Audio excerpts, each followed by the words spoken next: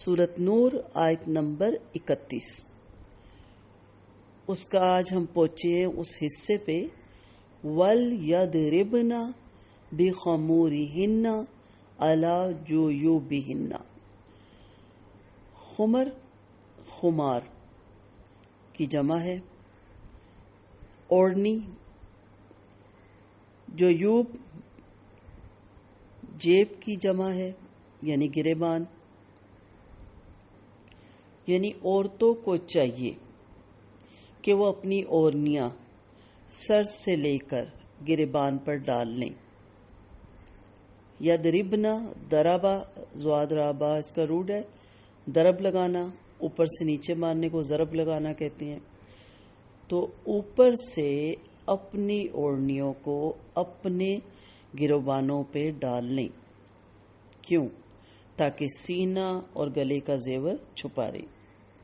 اسلام سے پہلے کی جہالت میں عورتیں اپنے سینوں پر کچھ نہیں ڈالتی تھیں، بلکہ وہ دوپٹے کے دونوں کنارے پیچھے کی طرف لٹکا لیتی، جس سے بعض اوقات ان کی گردن، بال، چوٹی، زیور اور سینہ صاف نظر آتا۔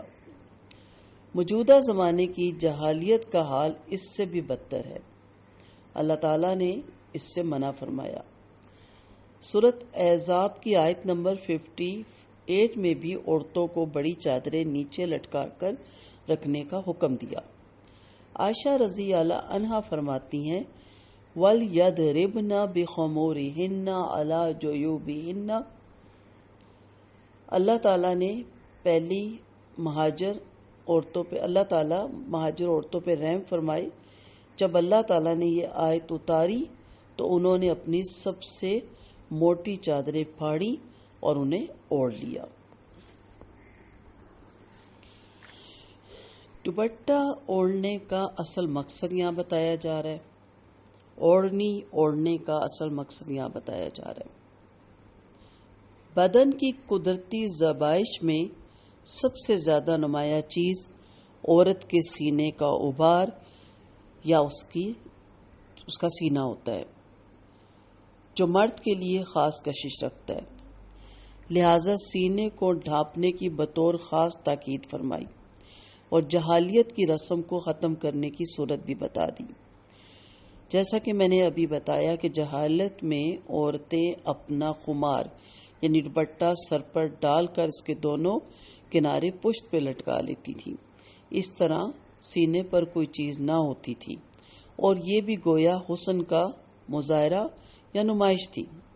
اور آج کی مہذب سوسائٹی میں اول تو ہماری یہ مہذب عورتیں دوپٹہ لینا گوارا ہی نہیں کرتی، اور اگر فرض کر لیں دوپٹہ لے بھی لیں تو گلے میں ڈال کر اس کے دونوں کنارے پیچھے کی طرف ڈال دیتی ہیں۔ اس طرح سر اور سینہ دونوں ننگے رہتے ہیں۔ البتہ دوپٹے کا نام ضرور بدنام کیا جاتا ہے، اور مقصود اس سے بھی سینے کی ابھار کی نمائش اور مردوں کے لیے پرکشش بنے رہنا ہوتا ہے۔ گویا آج اس نئی روشنی اور ترقی میں پرانے اور جاہلیت سے بھی زیادہ جاہلیت کا مظاہرہ ہوتا ہے۔ قرآن کریم نے یہ طریقہ بتایا کہ دوپٹے کو سر پہ سے لا کر گریبان پہ ڈالنا چاہیے، اس طرح سر، کان، گردن، سینہ سب اعضاء چھپے رہتے ہیں۔ سیدنا عائشہ رضی اللہ عنہا فرماتی ہیں کہ جب یہ آیت نازل ہوئی تو مدینہ کی عورتوں نے اپنے تہبند یعنی موٹا کپڑا پھاڑ کر اس کی اوڑھنیاں بنا ڈالی، گویا اس حکم پر انہوں نے فوراً سر تسلیم خم کر دیا۔ اب دیکھنا یہ ہے کہ آج ہم نے یہ آیت کا یہ حصہ پڑھا تو کیا ہم بھی ان خواتین میں شامل ہونا چاہیں گے جنہوں نے پہلا حکم سنتے ہی فوراً اس کی ابتدا کی؟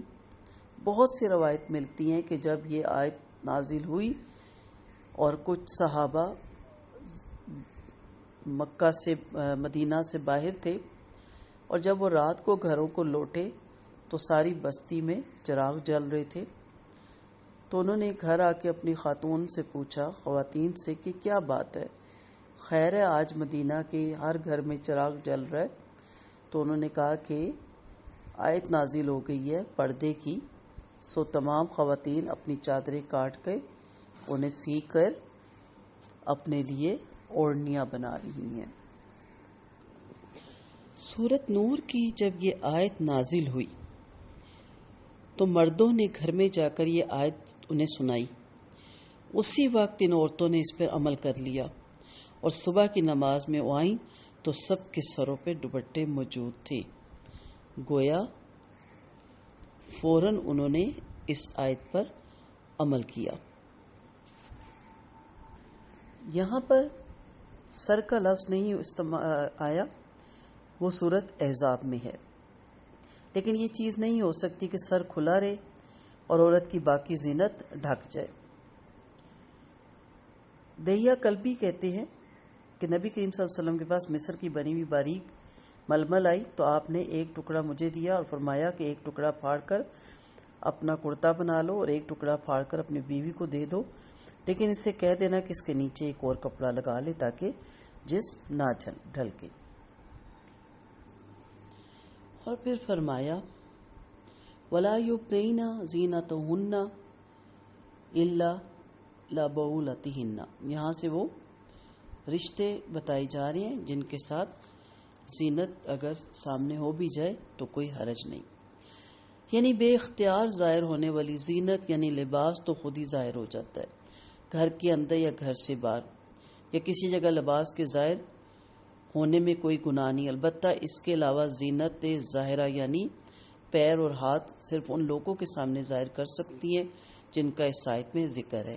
یہ کل 12 رشتے ہیں، ان کے ساتھ وہ لوگ بھی شامل ہیں جن کا ذکر حدیث میں ہے۔ ان میں سب سے پہلے خامند ہے، اس کے سامنے تو عورت اپنے ظاہر اور باطن ہر زینت ظاہر کر سکتی ہے کیونکہ اس کی ساری زینت خامند کی امانت ہے، البتہ اس کے بعد جن لوگوں کا ذکر ہے ان کے سامنے صرف چہرہ اور ہاتھ کھول سکتی ہے۔ او آبائہن او آبائی بعولاتہن، آبا میں دادا، پردادا، نانا اور پڑنانا بھی شامل ہے۔ رضائی باپ دادا کا بھی یہی حکم ہے۔ آیت میں چچا اور ماموں کا ذکر نہیں۔ بعض لوگوں نے کہا کہ ان کا ذکر اس لیے نہیں فرمایا کہ اگر وہ اپنی بھتیجی یا بھانجی کو دیکھیں گے تو ممکن ہے کہ اپنے بیٹوں کے سامنے ان کے حسن و جمال کا ذکر کریں گی، اس لیے ان کے بقول چچا اور ماموں سے بھی پردہ ہے، مگر یہ بات سراسر غلط ہے۔ حقیقت یہ ہے کہ چچا اور ماموں بھی باپ کے حکم میں ہیں، انہیں بھی مجازن باپ کہہ دیا جاتا ہے، جیسے کہ یعقوب علیہ السلام کے بیٹوں نے کہا نعبد الہک و الہ آبائک ابراہیم و اسماعیل و اسحاق علیہ السلام الہا واحدا، ہم تیرے معبود اور تیرے باپ دادا ابراہیم اور اسماعیل اور اسحاق کے معبود کی پیروی کریں گے جو ایک ہی معبود ہے۔ ان میں اسماعیل علیہ السلام کو یعقوب علیہ السلام کا باپ کا، حالانکہ وہ ان کے چچا تھے۔ رضائی چچا اور رضائی ماموں سے بھی پردہ نہیں۔ عائشہ رضی اللہ عنہ فرماتی ہیں کہ میرا رضائی چچا آیا اور اس نے اندر آنے کی اجازت مانگی تو میں نے آپ صلی اللہ علیہ وسلم سے پوچھے بغیر اجازت دینے سے انکار کر دیا۔ آپ صلی اللہ علیہ وسلم آئے اور میں نے ان سے پوچھا تو آپ نے فرمایا وہ تمہارا چچا ہے، اسے اندر آنے دو۔ وہ کہتی ہیں کہ میں نے کہا یا رسول اللہ مجھے دودھ عورت نے پلایا ہے، مرد نے نہیں۔ کہتی ہیں کہ آپ صلی اللہ علیہ وسلم نے فرمایا وہ تمہارا چچا ہے، اسے اندر آنے دو۔ عائشہ کہتی ہیں اور یہ حجاب فرض ہونے کے بعد کا واقعہ ہے۔ عائشہ رضی اللہ عنہ نے فرمایا رضاعت سے وہ سب رشتے حرام ہو جاتے ہیں جو ولادت سے حرام ہوتے ہیں۔ باقی رشتے ہم اگلے لیکچر میں دیکھتے ہیں۔